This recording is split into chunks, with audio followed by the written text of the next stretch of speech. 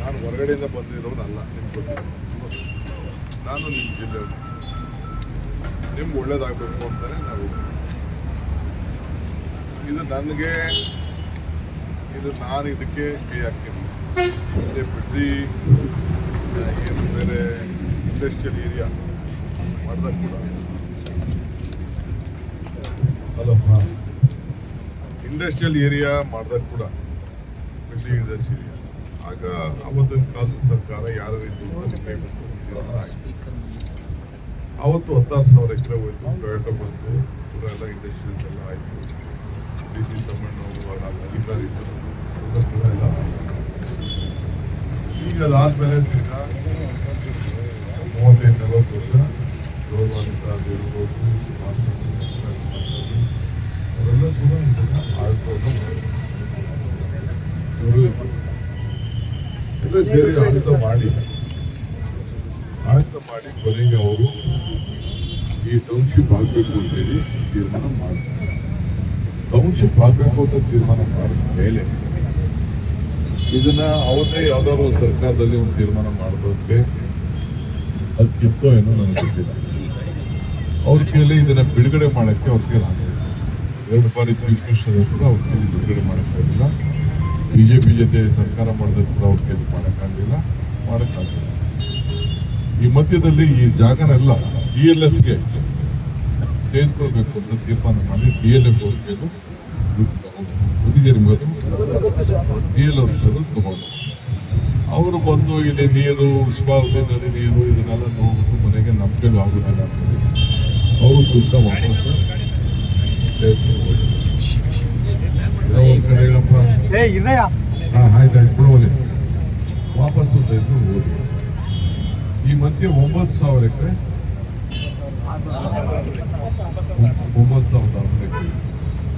9,600 ಎಕರೆಯಲ್ಲಿ 1,000 ಎಕರೆ ಇಂಡಸ್ಟ್ರಿಯಲ್ ಪರ್ಪಸ್ಗೆ 912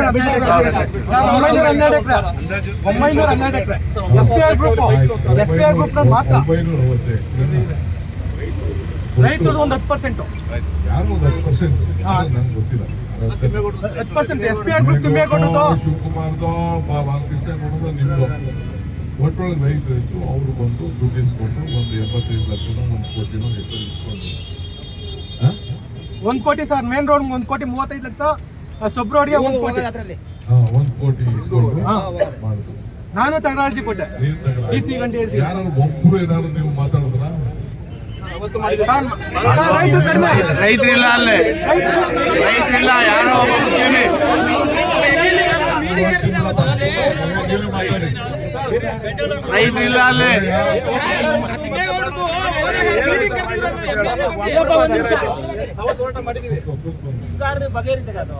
ಅವತ್ತು ಕೂಡ ಒಂದು ತೀರ್ಮಾನ ಆಯ್ತು. ಅದಾದ್ಮೇಲೆ ಅವರು ಕೊಟ್ಟರು, ತಿಮ್ಮೇಗೌಡನೋ ಇನ್ನೊಬ್ಬರು ಕೊಟ್ಟರು. ತಿಮ್ಮೇಗೌಡ ಎಷ್ಟು ತಗೊಂಡ್ರು, ಏನ್ ಮಾಡಿದ್ರು ಈಗ ಅದೆಲ್ಲ ನಾನು ಚರ್ಚೆ ಮಾಡ್ಕೊಂಡು ನಮ್ಮ ಸರ್ಕಾರಿ ದಾಖಲೆ ಏನಿರೋದು ಇದಿದೆ. ನಮ್ಮ ಜಿಲ್ಲೆಗೆ ಗೌರವ ಬರಬೇಕು ಅಂತ ಈಗ ನೀವು ನನಗೆ ಅಧಿಕಾರ ನಮ್ಗೆಲ್ಲ ಅರ್ಜಿಗಳನ್ನು ಕೊಟ್ಟಿದ್ದೀವಿ. ಕೊಟ್ಟಾದ್ಮೇಲೆ ಕೊನೆಗೆ ಆಗ ಹಿಂದೆ ಸಿದ್ದರಾಮಯ್ಯ ಕಾಲದಲ್ಲಿ ಜಾದು ಮಂತ್ರಿ ಆದಾಗ ಇದನ್ನ ಒಂದು ಹೊಸ ರೂಪ ಅವರೇನೋ ಒಂದು ತೀರ್ಮಾನ ಮಾಡಿದ್ರು. ಅದು ಮುಂದಕ್ಕೆ ಹೋಯ್ತು. ಯಾರು ಕೂಡ ಈ ಒತ್ತಡ ಇತ್ತು, ಇದನ್ನ ಬಿಡಬೇಕು ಅನ್ನೋದು ಒತ್ತಡ ಕೊಡಬೇಕು. ಆದರೆ ಕಾನೂನು ಚೌಕಟ್ಟಿನಲ್ಲಿ ಇದು ಮಾಡಕ್ಕೆ ಆಗುದಿಲ್ಲ ಅನ್ನೋದು ಬಂದ ಮೇಲೆ ಕೊನೆಗೆ ಅದಕ್ಕೆ ಈಗ ನಮ್ಮ ಕಾಲಕ್ಕೆ ಅದು ಬಂತು. ನಾನು ಅದಕ್ಕೆ ಯೋಚನೆ ಮಾಡಿದೆ. ಈ ಮಧ್ಯದಲ್ಲಿ ಮೊದಲು ಇದು ನೋಟಿಫಿಕೇಶನ್ ಆದಾಗ ಇದು ಗೈಡೆನ್ಸ್ ಮೇಲೆ ಬಹಳ ಕಡಿಮೆಗೆ ತೀರ್ಮಾನ ಆಯಿತು. ಹಿಂದೆ ನಮ್ಮ ಇಂಡಸ್ಟ್ರಿಯಲ್ ಏರಿಯಾ ಏನಿದೆ, ಬಿಡ್ದಿ ಇಂಡಸ್ಟ್ರಿ 6 ಲಕ್ಷ, 5 ಲಕ್ಷ, 7 ಲಕ್ಷ, 8 ಲಕ್ಷಕ್ಕೆ ಯಾರು 8 ಲಕ್ಷದ ಮೇಲೆ ಒಬ್ರಿಗೂ ಜಮೀನು ದುಡ್ಡು ಕೊಟ್ಟಿಲ್ಲ. ನಂದು ಮೇನ್ ರೋಡಲ್ಲೇ ದುಡ್ಡಿತ್ತು, ದ್ರಾಕ್ಷಿ ತೋಟ ಇತ್ತು, ನೋಡಿದ್ದೀರಾ ನೀವು? ಇದನ್ನ ಶೆಟ್ಪೆಟ್ ಅವರಲ್ಲ, ಈಗ ಸದಾನಂದ ಕೊಡ್ತಾರೆ, ತಗೊಂಡವ್ರಲ್ಲ, ವೀರಪ್ಪನವ್ರ ಆಸ್ತಿ ಇತ್ತು.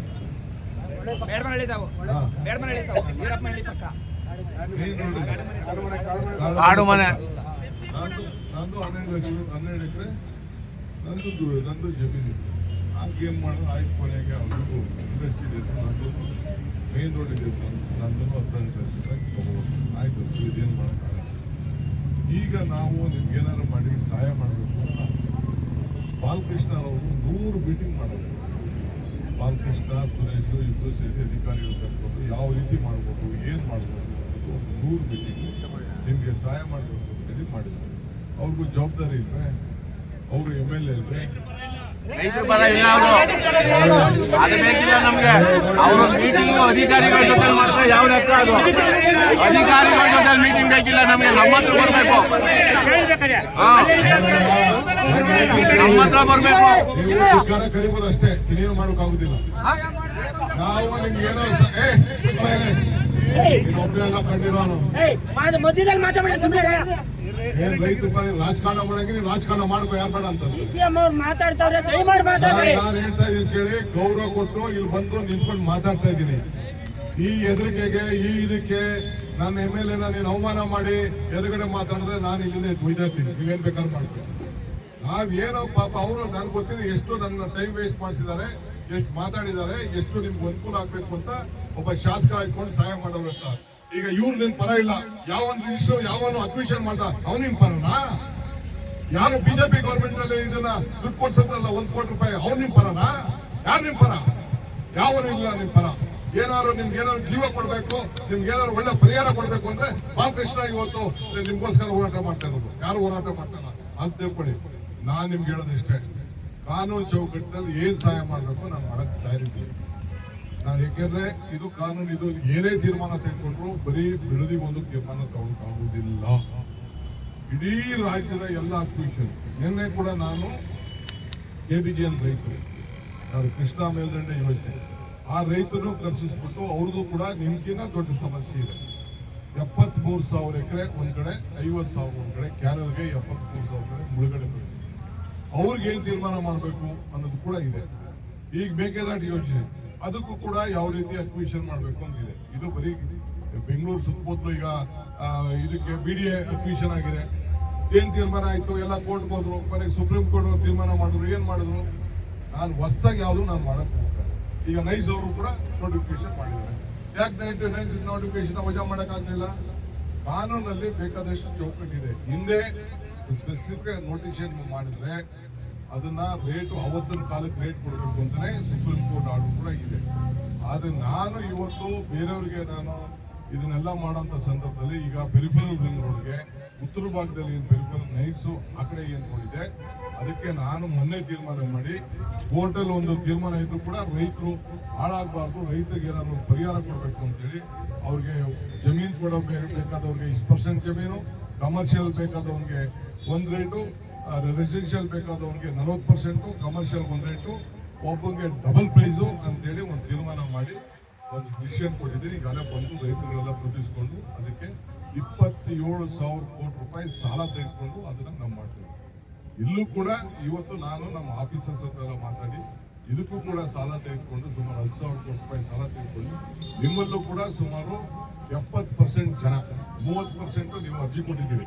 ಇದು ಆಗುದಿಲ್ಲ, ನೀವು ಯಾರು ಬಂದಿದ್ದೀರಿ ನೀವು ಆಗುದಿಲ್ಲ ಅಂತ ನೀವು ಅರ್ಜಿ ಕೊಟ್ಟಿದ್ದೀರಿ. ನಾನು ಇಲ್ಲ ಅಂತ ನಾನು ಹೇಳುದಿಲ್ಲ. 70% ಇನ್ಕ್ಲೂಡಿಂಗ್ ಕುಮಾರಸ್ವಾಮಿ ಧರ್ಮಪತ್ನಿ ಸೇರಿ ನಮ್ಗೆ ಕಾಂಪನ್ಸೇಷನ್ ನಮ್ಮ ಕೈಯಲ್ಲಿ ನೇರವಾಗಿ ಕೊಡಿ ಅಂತ ಅವರು ಕೂಡ, ಅವರು ಅವ್ರ ಮಗ ಇಬ್ರು ಕೂಡ ಲೆಟರ್ನ ಕೊಟ್ಟಿದ್ದಾರೆ. ಏನಪ್ಪ, ಅವರು ಕೂಡ ಕೊಟ್ಟಿದ್ದಾರೆ. ನಿಮ್ಮ ರೈತರು ನಾನು ಇದು ನಮ್ಗೆ ನಿಮ್ಗೆ ಅಕ್ವಿಷನ್ ಮಾಡಕ್ಕೆ 1 ಎಕರೆನೂ ನಮ್ಗೆ ಅವಶ್ಯಕತೆ. ಬಟ್ ಈಗ ನಾನು ಬಿಡೋ ಸ್ಟೇಜಲ್ಲಿ ಇಲ್ಲ. ನಾನು ಬಿಟ್ಟು ಯಡಿಯೂರಪ್ಪ ತರ ಜೈಲಿಗೆ ಹೋಗಕ್ಕೆ ನಾನು ಅಂತೂ ತಯಾರಿಲ್ಲ. ಡಿನೋಟಿಫಿಕೇಶನ್ ಮಾಡಿ ನಾನು ನಿಮ್ಗೆ ಏನ್ ಸಹಾಯ ಮಾಡಬೇಕು, ಯಾವ ರೀತಿ ಪರಿಹಾರ ಕೊಡಬೇಕು ಅದನ್ನ ನಾನು ಇವತ್ತು ಚರ್ಚೆ ಮಾಡ್ತೀನಿ. ಸರ್ಕಾರ ಕೈ ಬಿಟ್ಟರು, ನೀವು ಬಿಟ್ರ ಚರ್ಚೆ ಮಾಡ್ತೀರಾ? ಹಿಂದೆ ಸರ್ಕಾರ ಕೈ ಬಿಟ್ಟರು, ಕುಮಾರಸ್ವಾಮಿ ಕೃಷ್ಣ ತರ್ಕಾರಿ ಮಾತಾಡ್ಸಿದ್ರು, ಕೈ ಬಿಟ್ರು, ನೀವು ಕೈ ಬಿಡಿ. ಹೋಗಿದ್ವಲ್ಲ ಕೃಷ್ಣಗೆ, ನಾವೆಲ್ಲ ಹೋಗಿದ್ವಲ್ಲ ಕೃಷ್ಣಗೆ, ಹೋಗಿ ನಾವೇ ಆಮೇಲೆ ನೀವು ಕೂಡ ಕೂತ್ಕೊಂಡು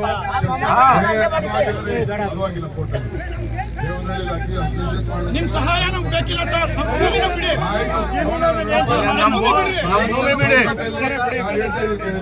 ಸ್ವಲ್ಪ ಹೇಳ್ತೀನಿ, ಕಾನೂನು ಚೌಕಟ್ಟಲ್ಲಿ ನಿಮ್ಗೆ ಏನ್ ಸಹಾಯ ಮಾಡಕ್ಕಾಗ್ತದೆ ಮಾಡ್ತೀನಿ. ಒಳ್ಳೇದ್ ಮಾಡಿದ್ರು ನಾನು ಕೆಟ್ಟದ್ ಮಾಡ್ತೀನಿ.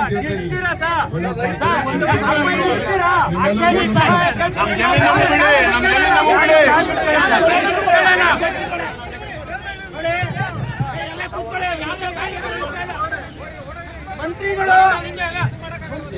ಮಾಡಿ